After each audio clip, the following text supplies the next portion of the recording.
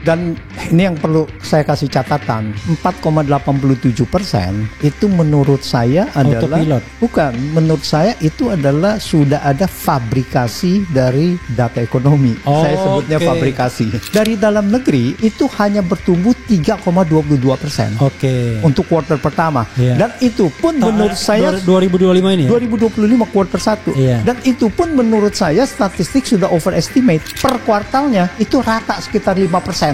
Jadi nggak ada gelombang fluktuasi. Tidak ada gelombang fluktuasi. Padahal ekonomi dalam 10% impossible kalau tidak ada siklus.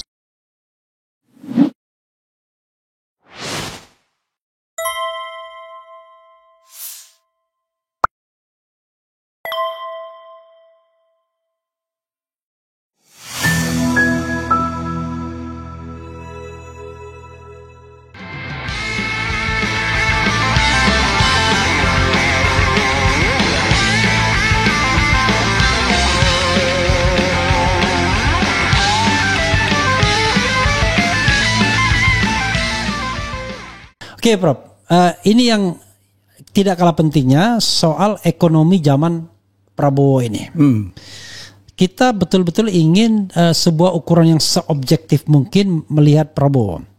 Karena kadang-kadang begini, kan dua saja jenis manusia di Indonesia terhadap Prabowo.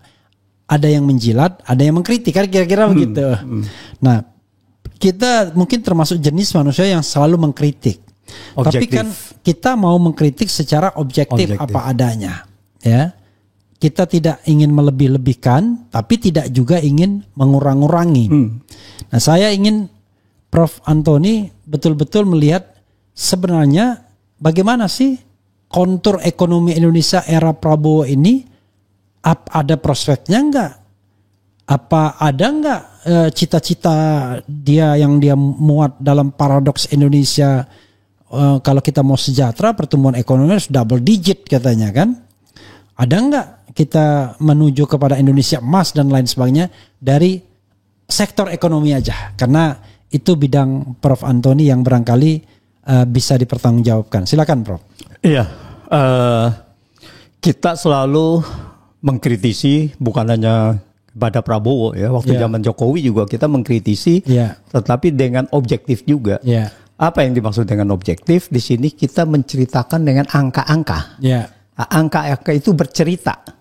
Jadi kalau ada yang tidak setuju, itu kan bisa dilihat dari asumsi angka itu dan sebagainya. Itulah yang melihat, kalau kita hanya bicara saja tanpa ada data di belakang itu, maka kita bisa dibilang ini adalah kebencian dan sebagainya. Tapi yang saya lakukan selalu mesti ada angka.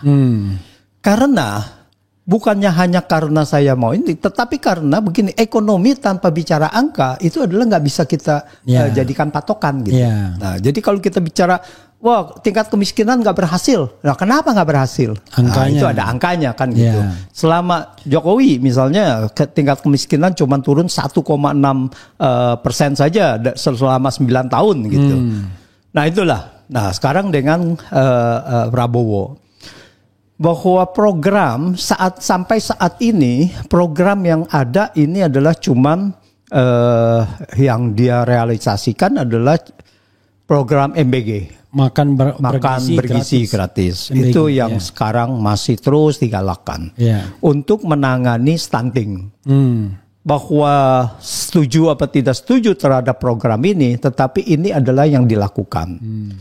Dengan pergeseran-pergeseran yang luar biasa ya. Dengan pergeseran karena ada permasalahan dana lah ya, keuangan dan sebagainya gitu. Jadi itu harus dilakukan manuver-manuver, dilakukan penyesuaian gitu. Dan yang kedua adalah yang cukup mengejutkan adalah Danantara. Nah ini kan Danantara ini bagian dari yang program yang diinginkan oleh Prabowo yang hilirisasi ini. Nah, hilirisasi pangan salah satunya, dan hilirisasi tambang dan pangan. Nah, jadi kita mau swasembada pangan, mau swasembada energi ya. Kita makanya kita ada berapa? 2 juta hektar di Merauke. Nah, di situ diisi oleh padi dan sebetulnya tebu ya untuk gula gitu di situ. Dan ya Jadi itu yang akan dilakukan. Nah, kita tidak ada uang di situ. Maka yang akan dan yang sudah dilakukan ya sebagian ya. Ya, yang dilakukan sebagian yang di Merauke itu, tapi kita tidak tahu, tidak terbuka itu berapa banyak gitu. Nah, itu program yang sudah sedikit sudah berjalan lah ya. Sudah dijalankan. Nah, sekarang Danantara ini kita tidak ada uang APBN untuk ke sana, dan menurut saya juga APBN akan kesulitan karena di sini adalah food estate itu pendekatannya harus memang perusahaan gitu ya. Jadi didirikanlah salah satu Danantara. Tapi begini, dan sebelum lebih jauh Prof ya, Danantara ini sebenarnya jenis apa ya? Apakah misalnya kalau di Singapura itu seperti Temasek gitu, super holding, super holding BUMN gitu? Tapi apakah dia kalau di sini dibilang wealth fund apa? Sovereign wealth fund. Sovereign wealth fund gitu. Jadi semacam lembaga pendanaan dan lain sebagainya. Saya nggak terlalu paham gitu karena dia seolah-olah membawahi semua BUMN, tapi kelihatannya yang dia pedulikan cuma duitnya doang, misalnya keuntungan-keuntungan BUMN itu yang masuk ke dalam Danantara. Sementara kerja teknis BUMN ya tetap diserahkan kepada masing-masing BUMN, tapi duitnya, keuntungannya diambil. Dipegang. Saya tidak tahu persisnya, tapi silakan dilanjutkan. Ya, jadi konsepnya memang kita menyebutnya semacam sovereign wealth fund. Nanti saya jelaskan apa itu. Sebetulnya kita dalam bahasa Indonesianya, dalam undang-undangnya itu disebut Badan Pengelola Investasi. Sebelumnya kita sudah ada tahun 2020 itu sudah didirikan yang namanya Lembaga Pengelola Investasi. Yang kantornya di Menteng. LPI. Kantornya di Menteng saya lihat kayaknya. Saya lupa di mana, tapi Lembaga Pengelola Investasi. Karena saya pernah jalan di daerah Menteng, daerah Cendana gitu-gitu. Itu ada lembaga pengelola investasi kayaknya itu. Iya, mungkin kantornya mungkin banyak. Banyak ya? Mungkin banyak gitu ya. Saya rasa tetap saja bahwa kantor pusatnya pasti di daerah segitiga ini. Kementerian Keuangan ya. Nah, lembaga pengelola investasi ini modalnya secara cash itu adalah $2 miliar. 30 triliun. Rencananya dikembangkan menjadi 75 triliun. Nah, 75 triliun yang 45 triliun itu sudah di-store lagi melalui saham. Melalui saham BRI dan Mandiri. Dan kalau nggak salah ada BTN. Itu sudah sebagian dikasihkan juga ke sana. Tetapi dihitungnya harga pasar. Pada saat itu harga pasarnya tinggi, sekarang anjlok, rugilah dan antara LPI ini gitu. Nah, LPI itu singkatan Jadi LPI ini beli saham bank-bank pemerintah itu. Penyertaan. Penyertaan. Sorry. Iya, karena dia negara ya. Jadi penyertaan saham. Jadi modalnya 2 miliar. Harusnya 5 miliar, 3 miliar lagi dibayarlah saham. Untuk penyertaan dari pemerintah. Dari pemerintah. Jadi dari bank-bank itu ya, ke Himbara ya. Nah, tapi kita tidak tahu bagaimana nasibnya LPI ini. Dan LPI ini tidak diaudit oleh BPK. Awah gelap ya jadinya. Bayangkan dana 3 triliun itu gelap. Kemana gak jelas itu. 30 triliun. 30 triliun Pak. Yang cash. Itu sama dengan dana Telkomsel ke GoTo. Sama gak jelasnya itu. Sama gak jelasnya. Silakan teruskan Prof. Nah di situ sudah ada. Tetapi pertanyaannya kenapa harus didirikan Danantara lagi? Kelihatannya ini ada masalah dan tidak mau diikut sertakan kan gitu kan. Jadi masalah politik sudah ini. Nah ini jadi kemudian didirikan lagi gitu. Atau masalah hukum mungkin ya. Mungkin masalah hukum, masalah ketidakjelasan di sana gitu kan. Mereka tidak mau terjerumus lah di situ. Tersangkut gitu ya. Tersangkut gitu. Nah kemudian didirikanlah Danantara. Tapi lebih hebat lagi. Karena Danantara. Tapi pendirian Danantara ini kemudian diwadahi dengan Undang-Undang BUMN perubahan. LPI juga ada undang-undang yang sebetulnya adalah ada perubahan-perubahan tetapi tidak benar-benar sebetulnya ada pelanggaran pelanggaran di situ. Nah kalau kita lihat undang-undang BUMN ini kan tidak benar-benar ada yang ngetes juga kan ya, apakah ini melanggar konstitusi apa tidak kan? Gitu. Nah jadi di situ, yang lucunya undang-undang BUMN sudah disahkan jadi undang-undang nomor 1 tahun 2025 hanya beberapa bulan ketika pemerintahan Presiden Prabowo ketok palu ya kan, dilantik. Ada nggak pembahasan jadinya kan? Jadi kesannya nggak ada pembahasan, nggak apa, main talk gitu aja gitu. Ya, mungkin pembahasannya udah lama sebelumnya ya, udah dipersiapkan. Ya, tetapi itu tapi bukan di DPR yang baru kan? Iya, gitu. Itu kan nggak boleh mestinya kan. Oke, silakan. Karena kan DPR yang baru pemerintahnya beda, jumlah partainya beda kan. Oke, silakan Prof, teruskan. Nah, jadi di situ Danantara diserahkan pendiriannya bagaimana? Pendiriannya adalah saham-saham dari semua BUMN yang awalnya jadi 7 BUMN yang kemudian diperluas menjadi hampir semua BUMN. Oke. Nah, terutama BUMN yang untung. Ya, yang rugi pun pokoknya semuanya. Oke. Jadi semua jadi Danantara ini mempunyai sekitar 85 BUMN. Jadi berikut anak dan cucunya. Oke, digabung jadi satu dan itulah dianggap aset mereka. Dianggap aset mereka. Danantara. Iya, jadi karena konsolidasi kan gitu. Lalu kemudian Prabowo langsung mengklaim sebagai sovereign wealth fund paling gede gitu, termasuk yang paling gede di dunia gitu. Nah iya, ini karena padahal nggak ngapa-ngapain, cuma mengkonsolidasikan dari BUMN aja. Makanya ini definisi dari sovereign wealth fund. Sovereign wealth fund itu adalah sebetulnya negara itu mempunyai kelebihan fund. Ya, seperti Temasek itu dia ada mengelola yang namanya dana CPF dari Singapura. Ya. Jadi Providence Funds itu. Nah, jadi itu kelebihan benar. Sebetulnya dikelola di situ. Lalu dikelola di situ. Bukan yang diklaim. Dan itu LPI itu modalnya dari utang. Nah, gimana kita bilang dari utang itu harus dari sebagai sovereign wealth, sebagai kekayaan. Nah itu. Jadi di sini definisi sovereign wealth fund ini adalah tidak benar. Sovereign wealth fund ini misalkan Norway yang oil fund sebetulnya ya, itu yang terbesar gitu. Nah itu memang dia ada surplus. Surplus daripada nanti kalau dia oilnya habis, minyak buminya habis, maka dia harus mempunyai cadangan. Nah ini dipisahkan lalu kemudian dikelola.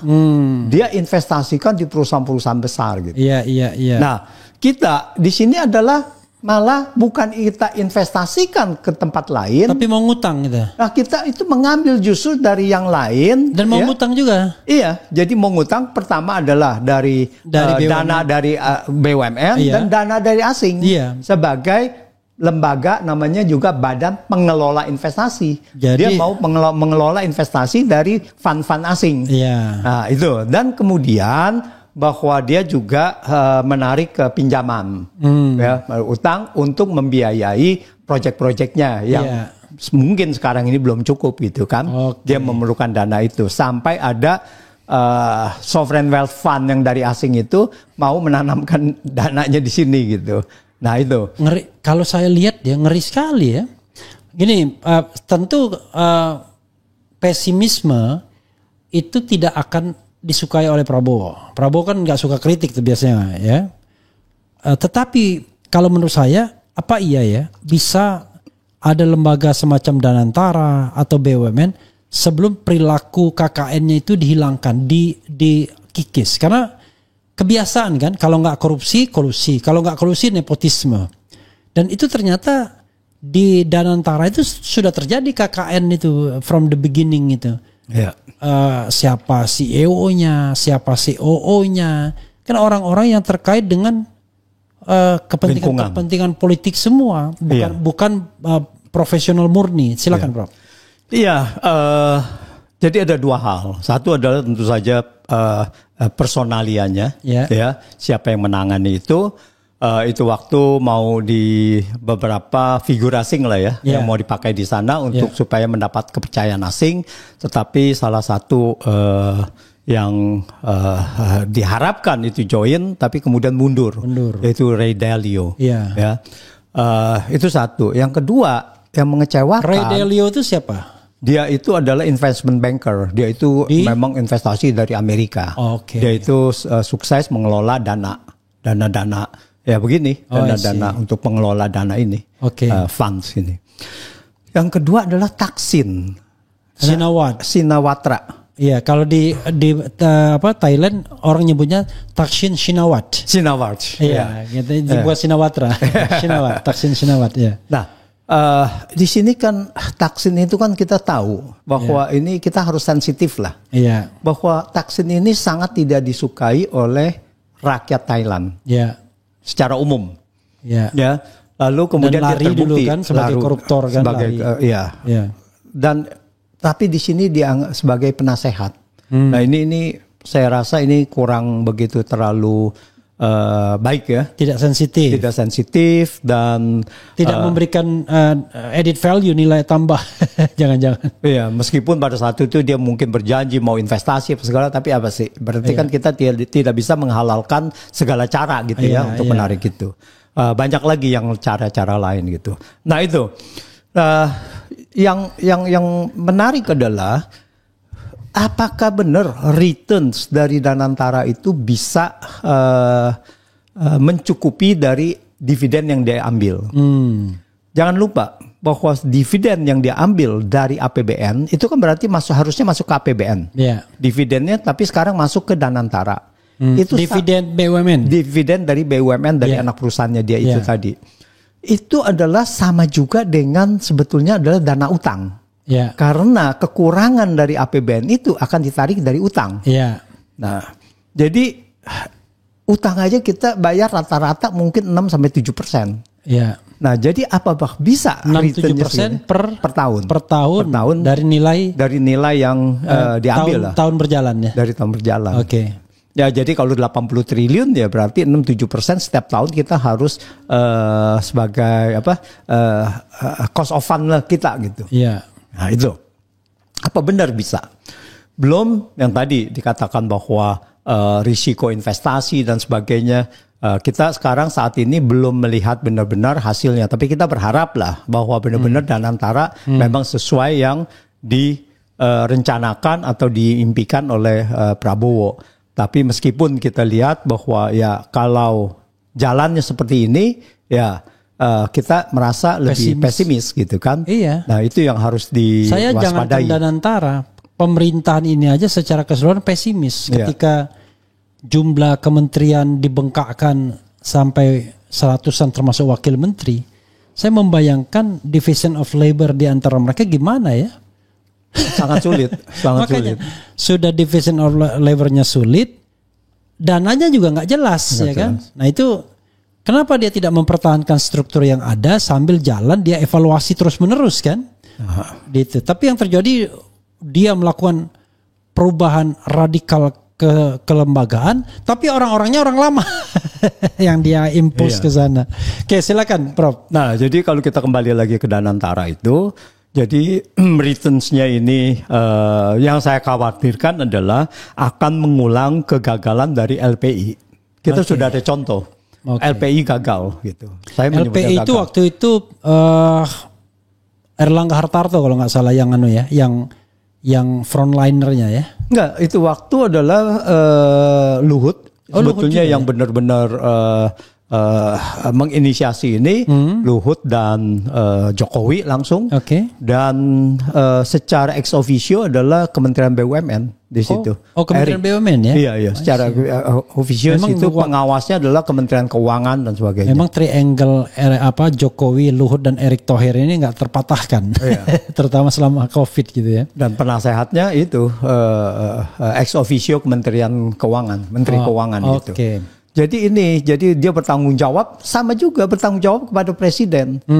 Dan di sana kita tidak ada, di dalam undang-undang BUMN kita itu tidak ada yang namanya lembaga pengelola, itu nggak ada. Badan hukumnya lembaga itu tidak ada. Lembaga itu di bawah kementerian. Dia bersatu dengan APBN. Nah, itu yang namanya lembaga. Bukan lembaga pengelola investasi, seolah-olah BUMN tapi bukan BUMN gitu. Nah, inilah yang pertama kali sebetulnya yang saya katakan bahwa ini yang melanggar sebetulnya undang-undang BUMN ini. Dan lucunya misalnya Danantara ini tidak boleh diaudit, tidak bisa diaudit. Tidak bisa diaudit BPK kalau nggak salah ya. Iya, itu salah satu. Jadi bukan objek audit BPK. Itu LPI begitu juga. Jadi ini mengulang saja yang saya katakan. Enak banget gitu ya. Iya. Dia kalau nggak salah LPI itu ada diaudit oleh Pricewaterhouse. Oleh audit firm lah. Oke, oleh auditor independen. Auditor independen gitu. Iya. Nah itu jadi ini kita khawatirkan itu 2 program ya, MBG dan satu lagi Danantara. Yang lainnya Danantara itu termasuk hilirisasi lah kita bilang ya, hilirisasi pangan, hilirisasi energi nantinya akan ke sana gitu. Di luar dari itu kita belum melihat kebijakan-kebijakan apa yang bisa meningkatkan pertumbuhan ekonomi. Nah ini belum kelihatan gitu. Jadi yang ada malah dari Kementerian Keuangan kebijakan-kebijakan instrumen pajaknya malah bersifat kontraktif. Dalam arti dia memajaki, menambah pajak-pajak lain. Sekarang kan cukup aneh. Pokoknya objek-objek pajaknya ditambah dia. Yang apapun baru digali terus gitu kan. Objek pajak apapun baru dipajakin gitu. Iya. Nah, lalu kalau dia sumber-sumbernya adalah mencari sumber baru, lalu dia mengatakan anehnya adalah mereka harus mencari pengganti dividen BUMN yang hilang, yang masuk ke Danantara gitu. Jadi bukannya berdasarkan kita punya meningkatkan ekonomi, otomatis penerimaan pajak naik, tetapi ini adalah membuat pajak-pajak baru gitu. Pokoknya ngincerin orang yang punya duit lah kira-kira gitu. Apalagi ada yang dikatakan bahwa dua tanah, tahun, 2 tahun tidak aktif tanah itu diambil negara. Terus satu lagi adalah mengenai bank rekening. Rekening bank 1 tahun, 3 bulan tidak aktif. Iya, sampai 1 tahun. Itu dibekukan. Tetapi kalau rakyat tidak punya kerjaan, seumur hidup dibiarkan. Nah sebetulnya gini, rasionalnya apa? Bahwa ada uang di bank 3 bulan sampai 1 tahun itu tidak aktif maka dibekukan.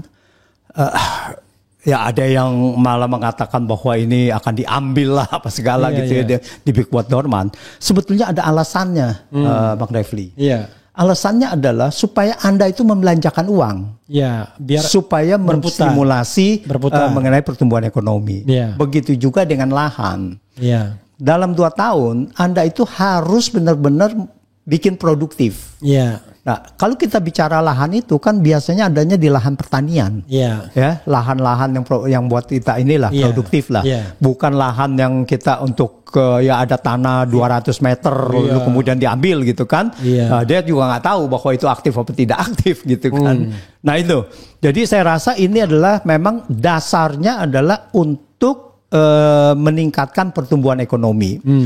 Ada di Belanda misalnya itu waktu untuk menstimulus pertumbuhan ekonomi, maka ini dengan jumlah tertentu maka dikenakan negative interest. Jadi kita harus bayar. Nah, jadi kita tidak boleh misalkan lebih dari uang kita balance-nya saldonya nggak boleh lebih dari 100.000 euro. Nah lebih dari itu kita dikenakan negative interest. Kita harus bayar gitu. Bahkan selain negatif ada juga yang zero interest gitu ya. Ya, kalau zero interest sudah biasa lah. Kita bisa gitu. Ini negatif, kita bayar kepada itu. Nah, itulah bagian-bagian yang kita bagian dari untuk stimulus kita punya ekonomi gitu.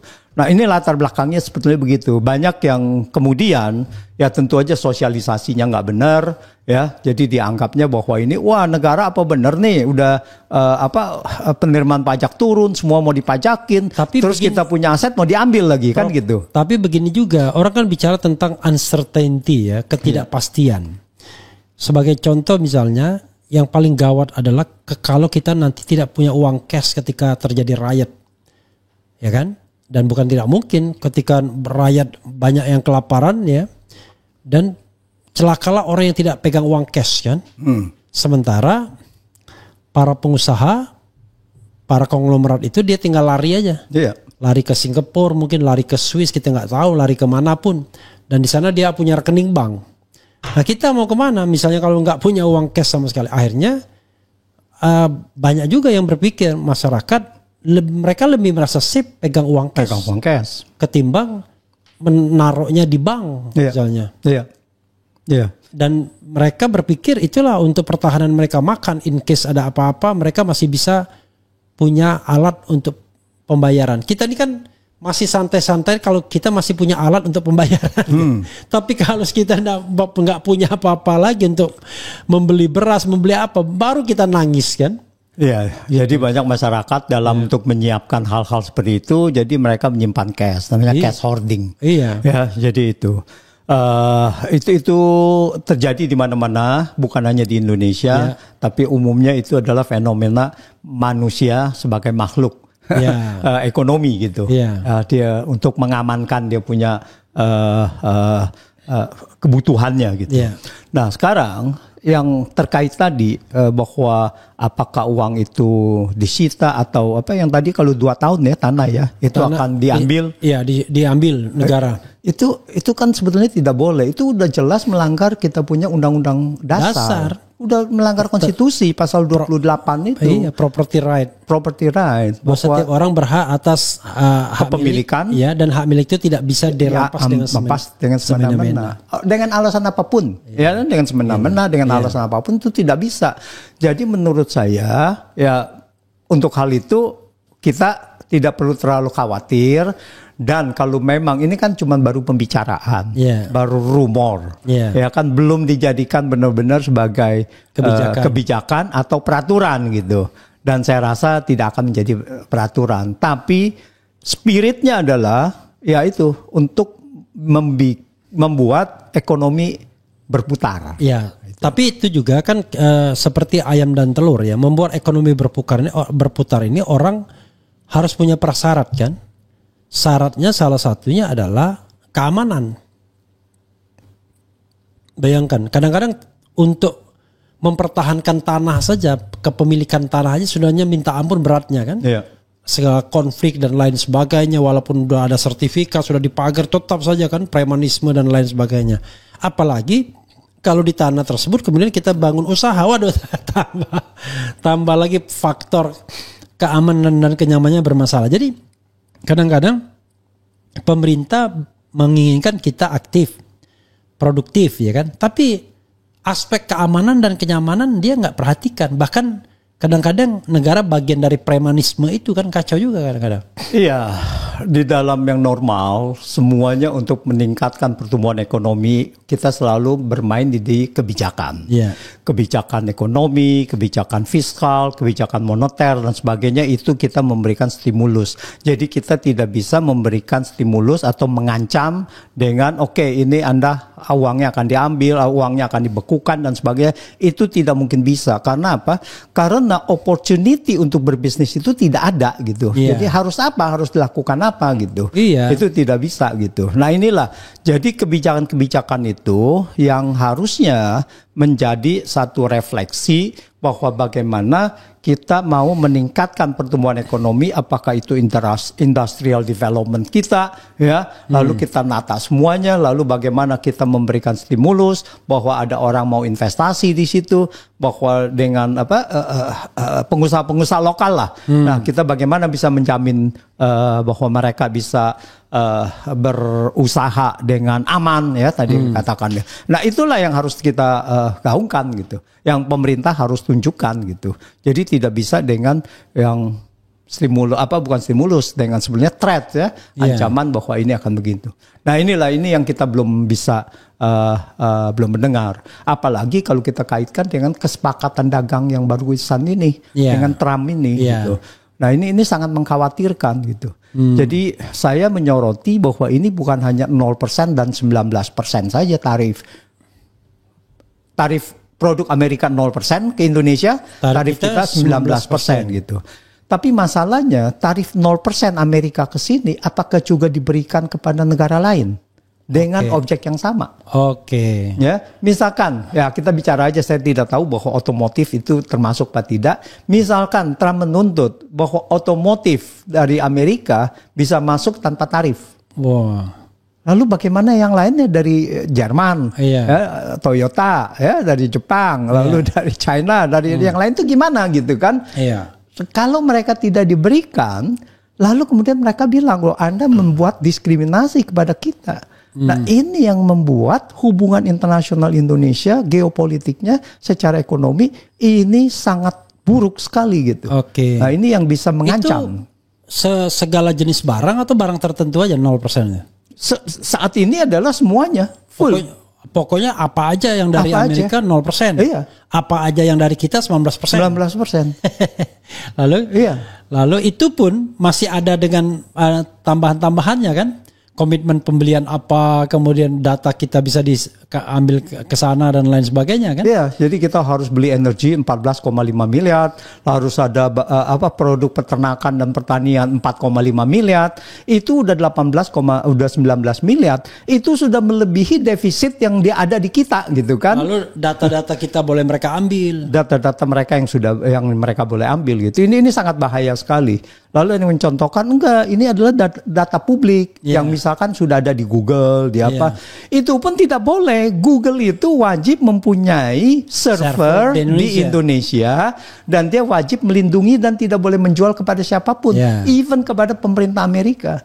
Makanya Google tidak akan memberikan. Makanya Amerika harus minta izin dari Indonesia untuk melakukan itu. Dan ini sangat bahaya sekali. Ingat yang namanya Cambridge Analytica?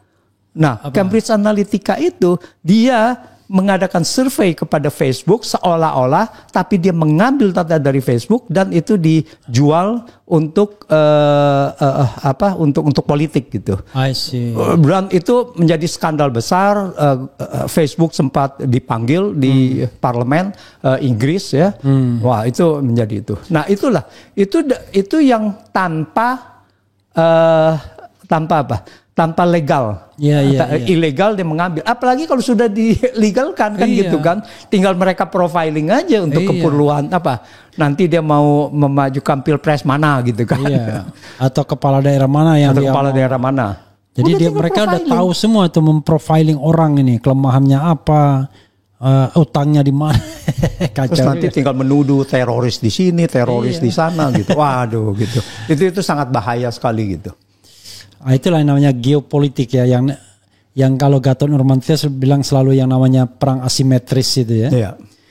Oke, saya terakhir ini Prof ya, saya mau bicara tentang hal yang objektif juga, positif, gini aja, pesimisme dan optimisme ekonomi era Prabowo. Tapi saya mau kita pakai beberapa indikator, ya kan? Jadi misalnya saya tanya misalnya leadership presiden, pesimis optimis. Kalau pesimis why, optimis apa? Why? Tim ekonomi misalnya pesimis why, optimis why. Regulasi yang ada, gitu ya. Jadi kita kayak sedikit trivia gitu. Oke, Prof. Saya harus memulai dari yang awal dulu ya.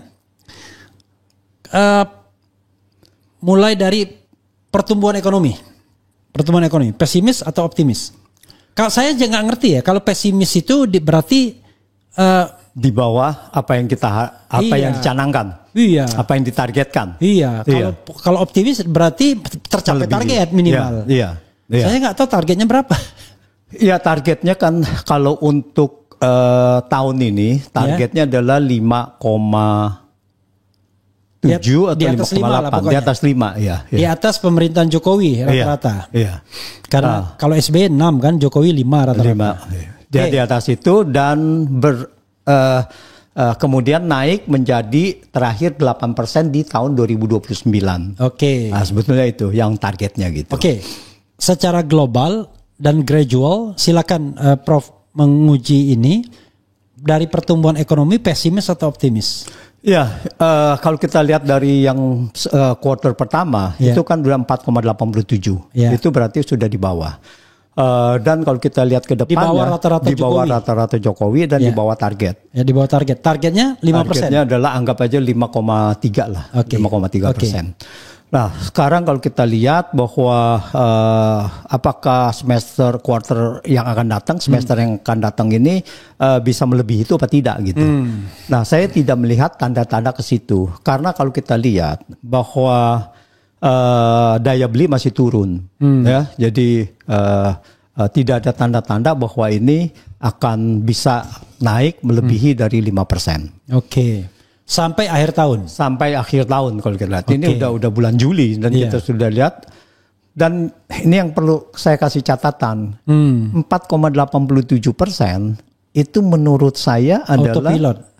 Bukan, menurut saya itu adalah sudah ada fabrikasi dari data ekonomi. Saya sebutnya fabrikasi. Jadi dan di zaman Jokowi fabrikasi itu Prof pernah nulis terjadi gitu ya? Iya.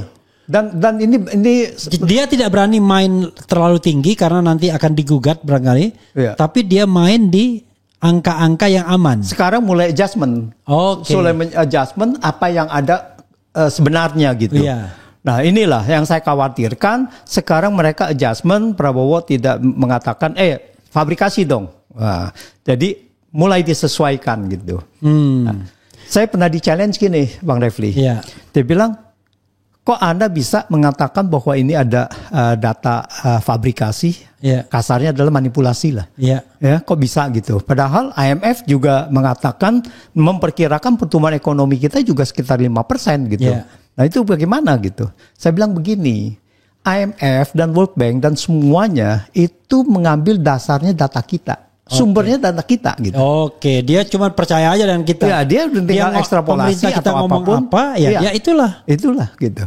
Nah, sekarang begini, saya kasihkan 2 contoh. Satu adalah sewaktu tahun 2011 sampai dengan 2016 itu ekonomi India itu bertumbuh 7% per tahun rata-ratanya.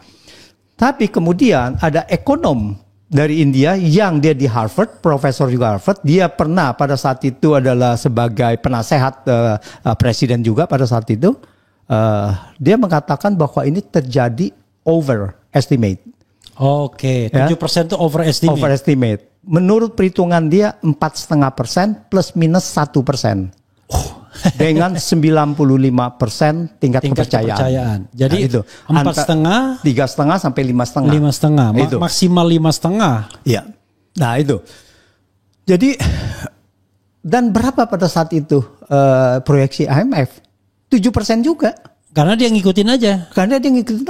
Kalau ditanyanya kok bisa begitu, kita mengatakan bahwa ini padahal IMF mengatakan itu sekitar 5%, kok bisa saya mengatakan bahwa ini tidak benar gitu. Ya buktinya memang banyak gitu seperti itu karena mereka mengambil data yang kalau ada. Misalnya ya, menurut Prof, rata-rata pertumbuhan ekonomi selama 10 tahun itu berapa kalau dia rata-ratakan? Ini pasti sekitar maksimal 4%. 4% maksimal. Maksimal 4%. Padahal gitu. Klaimnya 5% ya. Nah, waktu kuartal pertama ini 2025 itu saya begini, kita bisa memisahkan pertumbuhan ekonomi dalam negeri dan pertumbuhan ekonomi internasional.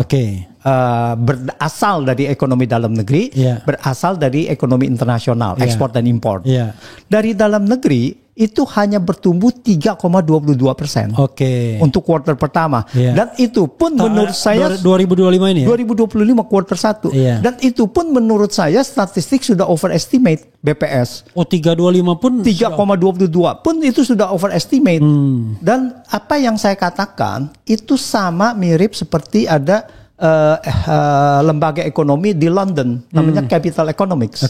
Nah, dia juga mengatakan sangat mengherankan bahwa pertumbuhan 10 tahun dan per kuartalnya itu rata sekitar 5%. Jadi nggak ada gelombang fluktuasi. Tidak ada gelombang fluktuasi. Padahal ekonomi dalam 10% itu impossible kalau tidak ada siklus. Iya. Dan menurut dia ada namanya internal activity tracking. Nah, dia bilang data bulanan itu menunjukkan fluktuasi gitu. Nah, dia bilang bahwa ini sangat menyedihkan. Antara biasanya awal tahun sama akhir tahun tuh beda biasanya kan? Salah satunya begitu dan juga yang itu ada kalau kita ada fluktuasi khususnya di Indonesia perbedaan dari harga komoditas, wah itu bergejolak gitu. Ada event lebaran apa-apa gitu-gitu ya. Nah ini sangat sangat mengherankan. Dia juga mencurigai itu dan saya juga mencurigai itu. Jadi yang 4,87% ini saya juga mempertanyakan. Jangan sampai jadi pertumbuhan BPS itu di dalam negeri kecil. Jadi ditunjang oleh ekspor Itu pun ekspor bahan mentah, ekspor apa? Ya, dan itu pun datanya belum tentu benar. Karena begini, itu data industri ekstraktif, cuman tinggal ngambil dari perut bumi gitu ya. Ya, kesatu ekstraktif itu dari industrinya, dan kedua itu dari nilai nominal lalu dikonversi menjadi nilai real, karena kan pertumbuhan dengan namanya ekonomi real kan, value added kan. Itu pun sebenarnya bisa dimanipulasi gampang gitu. Dengan yang namanya secara teknis namanya deflator. Jadi dibagi nominalnya kalau 100 ya dia bisa mainkan bahwa realnya bisa 90 atau 95 atau 80. Ya, itu sama dengan ya pemerintah ini sangat peduli sama angka-angka. Termasuk bayangkan, jangankan ekonomi begini, kepuasan survei aja bisa dimanipulasi. Ya. Saya pernah men-challenge saya mendapatkan survei dari seseorang. Jadi tingkat kepuasan terhadap kinerja Prabowo itu antara, kan dia bikin 5 kategori. Sangat puas, puas, cukup. Kemudian tidak puas, sangat tidak puas.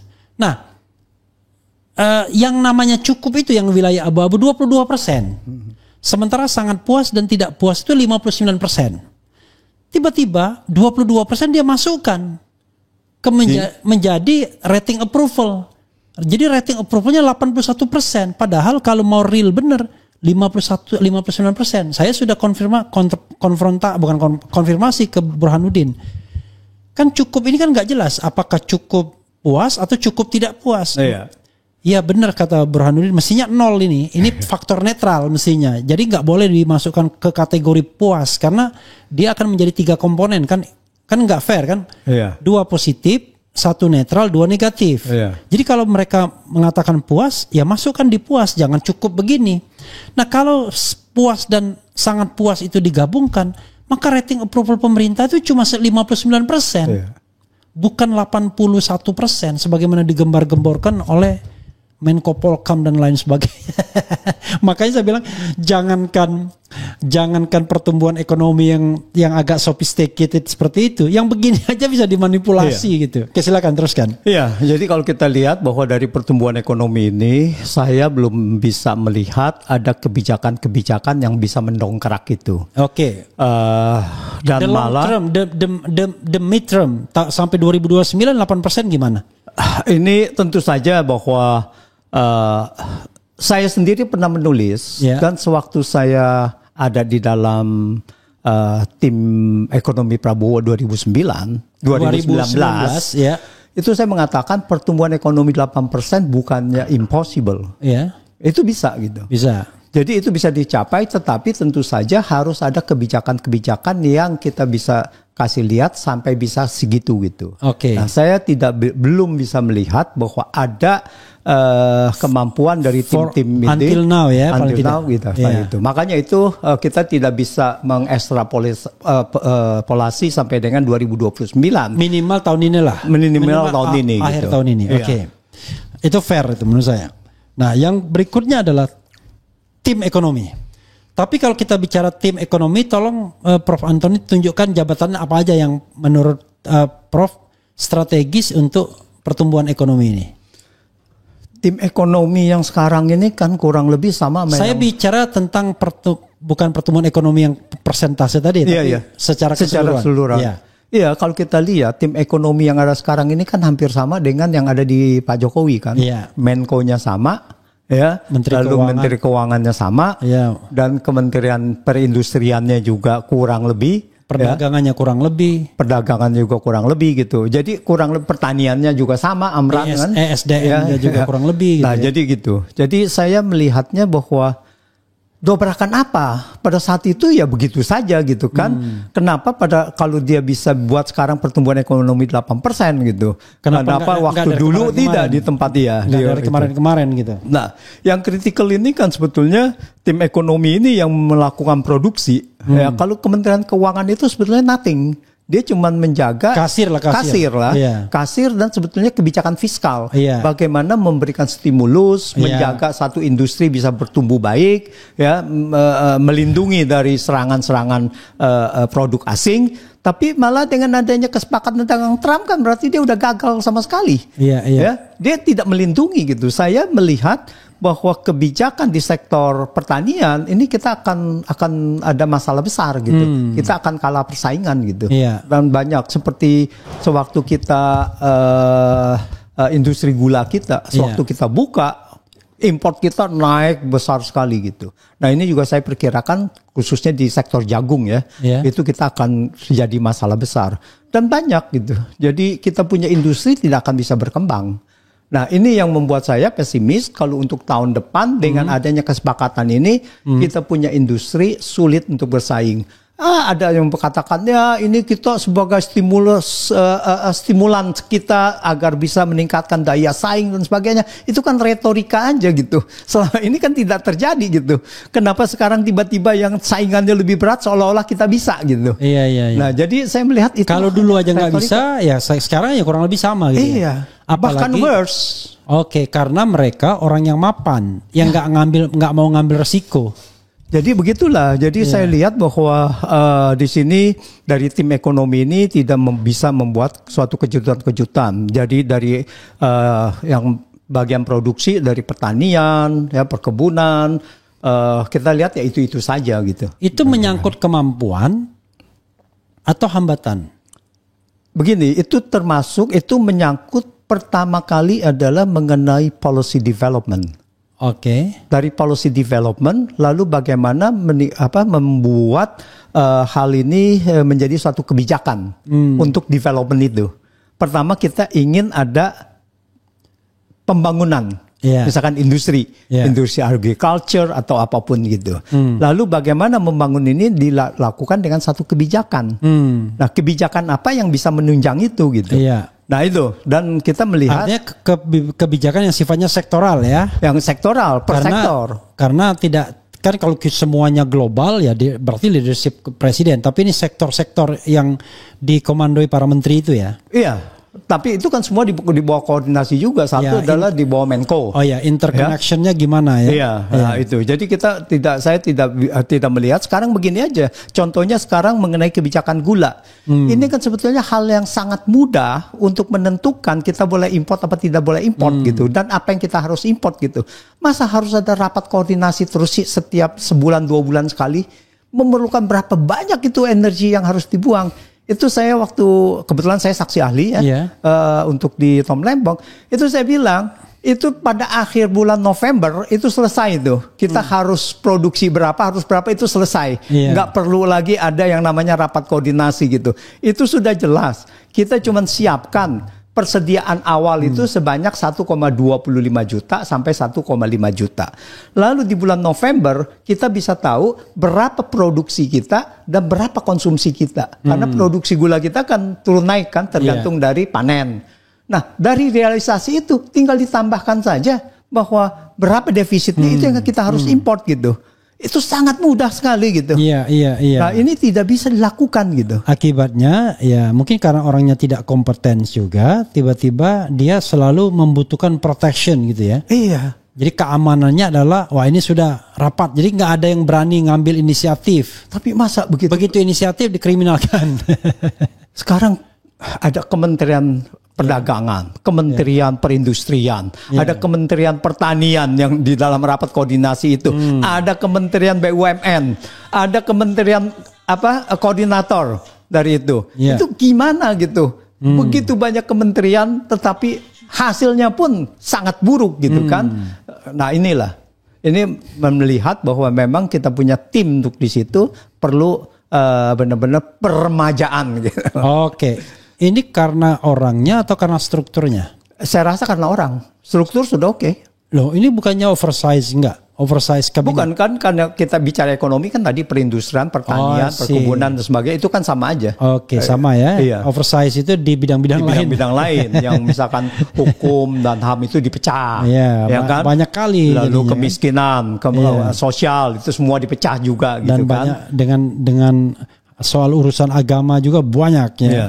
Ada Kementerian Agama, ada urusan haji, ada urusan dana haji, ada kepalanya, ada wakil kepalanya, banyak kali gitu ya. Kementerian Ekonomi kan sama. Ya, oke. Bidang ekonomi. Nah, the last but not least, tentu the president ya. Kalau nanti Prof. Antoni mau bicara the vice president silahkan. Tapi the president ini, terus terang saya ini termasuk orang yang bingung. Karena ingin objektif, malah bingung sendiri. Tidak ingin dianggap benci, malah bingung sendiri. Tapi sebelumnya orang seperti saya ya, punya latar belakang begini. Saya ini ibaratnya gimana?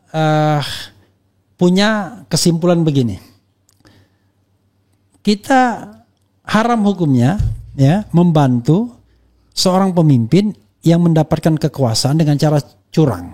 Kan begitu. Itu keyakinan politik saya. Tetapi kan itu tidak realistis. Masa semua orang tidak boleh membantu pemerintahan? Maka kemudian kredo politik saya sehari ini, saya dorong orang-orang baik untuk berada di pemerintahan. Siapapun tuh, whoever. Yang penting dia orang baik, tidak korup dan lain sebagainya. Salah satu indikatornya. Tapi untuk diri saya sendiri, saya sudah mengatakan saya akan di luar pemerintahan sampai 2029. Yeah. Kecuali ada perubahan yang luar biasa ya. Yeah. Kita nggak tahu itu. Tapi kalau normal saja, ya udah sampai 2029 di luar pemerintahan. Dan tetap ingin menjadi oposisi dengan harapan Pak Prabowo menjaga iklim demokrasi. Tidak memenjarakan orang yang mengkritik seperti zaman atau era Jokowi. Yeah. Oke. Tapi tetap saja saya merasa walaupun sudah mengambil garis yang jelas seperti itu, saya agak bingung. Kalau saya mengkritik, kok kesannya Anda nggak dapat jabatan, kesannya benci. Enggak. Saya kasih contoh misalnya. Dia mengatakan bersumpah untuk menjalankan hukum seluruh-seluruhnya. Konstitusi itu sumpah presiden kan di konstitusi. Tapi hari itu juga malamnya ketika mengumumkan kabinet sudah dia langgar undang-undang. Penempatan pada waktu itu Mayor Teddy sebagai pejabat sebagai setingkat sekretaris kabinet, setingkat menteri yang tidak pensiun. Tiba-tiba wah, dia cuma sekelas eselon 2, tapi eselon 2 bisa ngatur-ngatur menteri. Semua. Iya. Kan ini kan tidak konsisten. Kalau memang mau memberikan jabatan buat dia, disuruh pensiun dia. Yeah. Biar kemudian tidak terjadi huru hara lah besok. Kasihan kan Teddy-nya nanti. Yeah. Kalau tiba-tiba dia Prabowo tidak lagi di sana, di institusinya bisa berhenti dia, ya kan. Kemudian berantas korupsi, ya kan. Wah, tapi begitu mengumumkan bahkan terduga korupsi pun dia rekrut lagi. Kan dulu kan ada menteri koordinator yang disuruh mundur karena ada 11 sprindik, kalau enggak akan ditingkatkan. Mundurlah dia jadi ketua umum partai. Ada yang menteri yang terima uang dari BTS, diangkat lagi dia. Ada wakil menteri yang sudah dijadikan tersangka, menangnya hanya karena pra-peradilan entah gimana caranya, diangkat lagi juga. Yeah. Ini kemudian kalau lihat pidato-pidatonya, makin kesini makin mengejek orang-orang yang berusaha kritis terhadap pemerintahannya kan. Padahal baru yang kritis sedikit doang. Indonesia gelap lah dan lain sebagainya. Dan orang-orang yang di era pemerintahan juga tidak hanya para menteri yang diangkat, tapi orang-orang yang nggak jelas. mas sorry ya. Wah, dengan kualifikasi apa, pendidikannya apa, dijadikan semua komisaris apapun masuk di semua lini itu. Saya akhirnya udahlah, daripada saya berpendapat, coba Prof. Antoni, is she the leader, ya kan? Ataukah dia the dealer? I don't know exactly. Coba silakan Prof punya ruang untuk menilai Prabowo, leadership Prabowo, terutama in economy, within at least 8 months ya, atau 9 months ini. Silakan Prof. Iya, saya rasa kita sebetulnya sepandangan mengenai hal itu. Kita melihatnya ini semacam ada anomali ya di dalam pemerintahan Prabowo ini. Tapi di lain pihak, saya masih ada begini. Kita mengetahui bahwa apa yang dihadapi Prabowo ini memang ada satu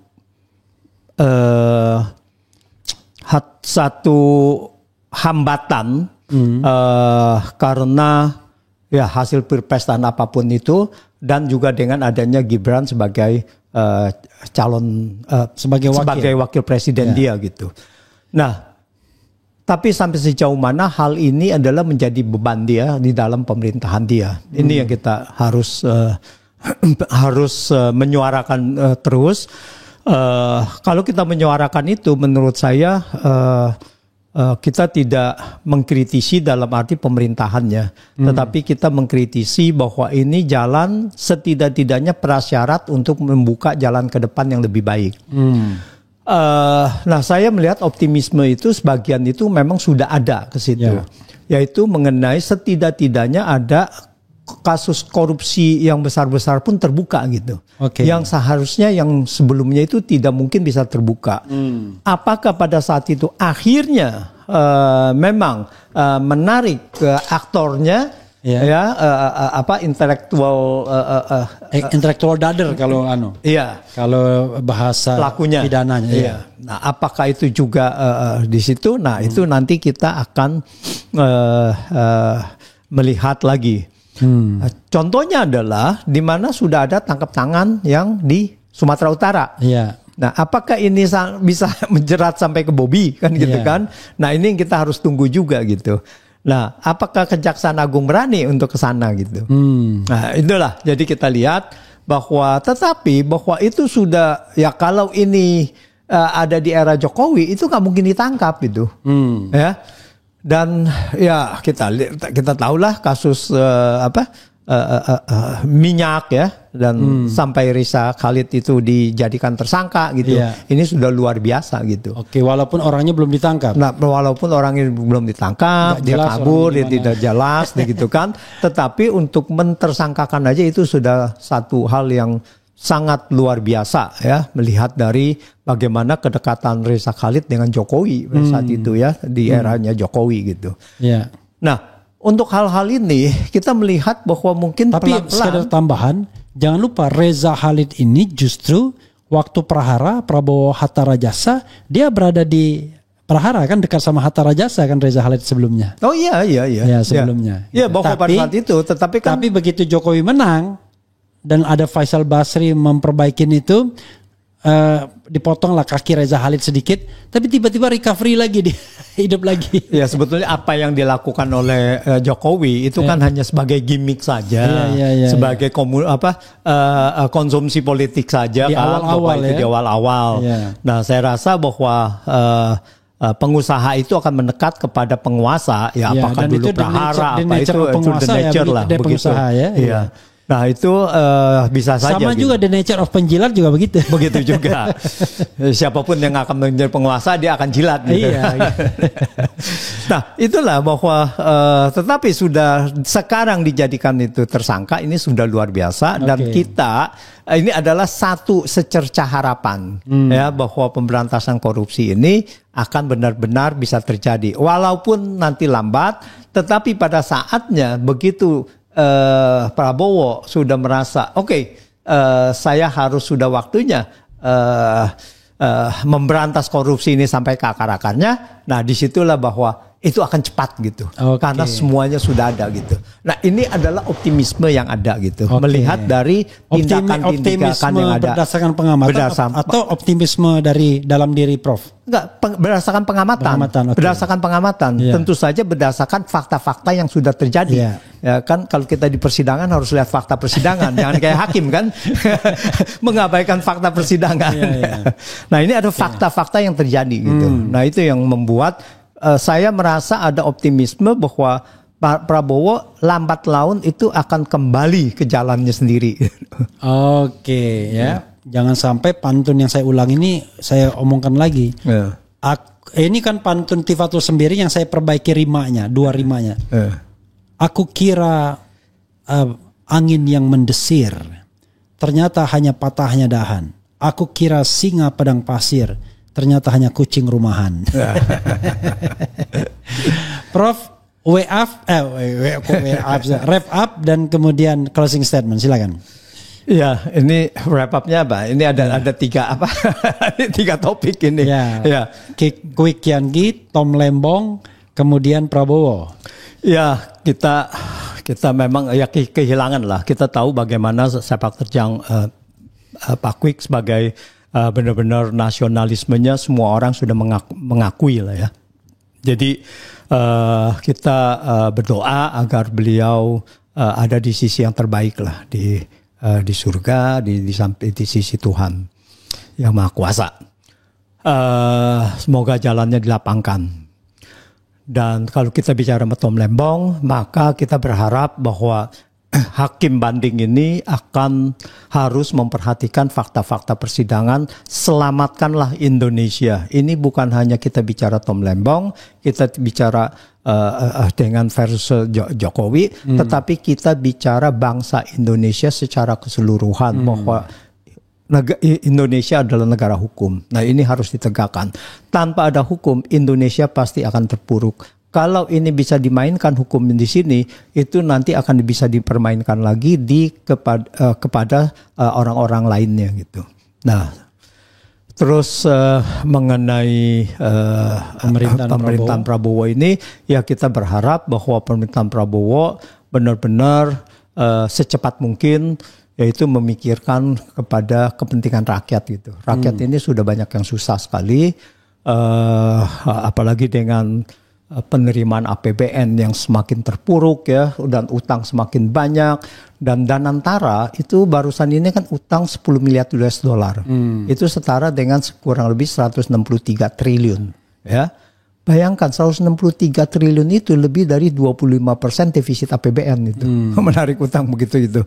Nah, ini berapa defisit APBN kita 616 triliun gitu. 616 iya. triliun. Okay. Jadi itu udah lebih dari seperempatnya gitu. Okay. Jadi ini bukan main-main. Kalau seandainya ada guncangan sedikit, ini kita bisa akan kolaps, akan menjadi krisis moneter lagi. APBN kita berapa? 3.000 berapa? Ya, sekitar 3.500 yang ya. Belanjanya. Kalau penerimaan negaranya kan nggak segitu. Oh iya, belanja. Maksudnya. Iya, belanjanya ya, gitu. 3.500. Iya. Oke, penerimaan negaranya di bawah 3.000.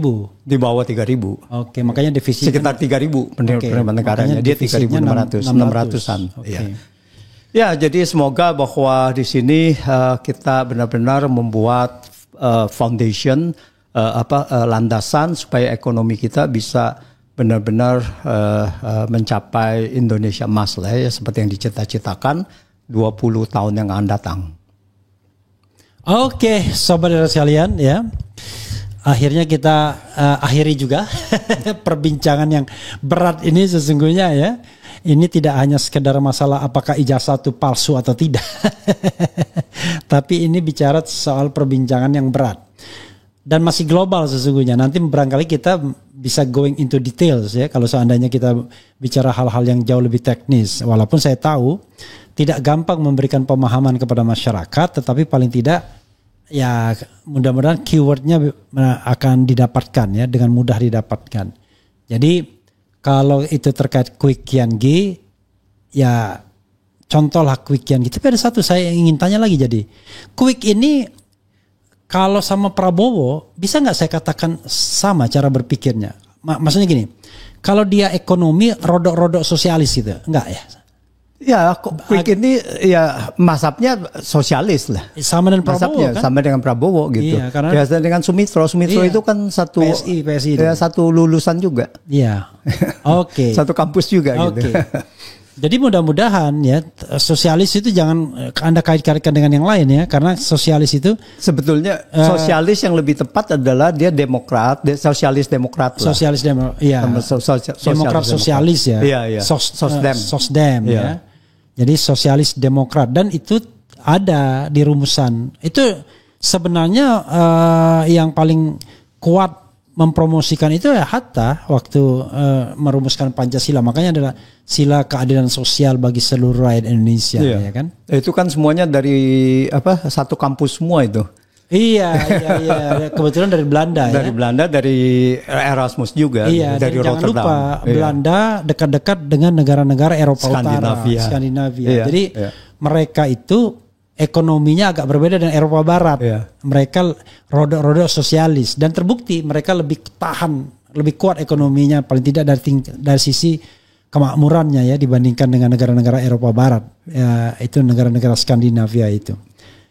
Begitu saudara sekalian ya, mudah-mudahan kita nanti akan berbincang hal-hal yang lebih substantif. Saya tahu Anda pusing nggak apa-apa, yang paling penting kita menyampaikan hal-hal yang baik. Wassalamualaikum warahmatullahi wabarakatuh. Keren.